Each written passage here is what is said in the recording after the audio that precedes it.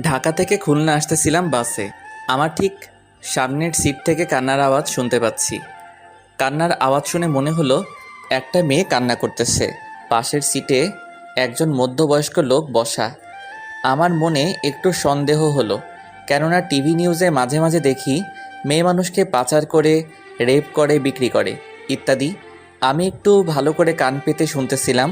লোকটি মেয়েটাকে বলতেছে, চুপ কর সেমরি, চুপচাপ বইসা থাক। তোরে আমার আনাই ভুল হয়েছে। হালারে কত কইরা কইলাম এই সেমরি আমার লাগবো না, তাও তোরে আমারে দিয়া দিল। এখন চুপচাপ বইসা থাক, নইলে কিন্তু তোরে আবার দিয়ামু। তারপর মেয়েটা আস্তে আস্তে কান্না করতে লাগলো।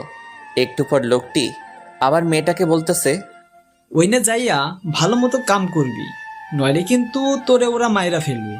আর এই বালের কান্নাকাটি বন্ধ কর, নইলে কিন্তু। এইবার আমি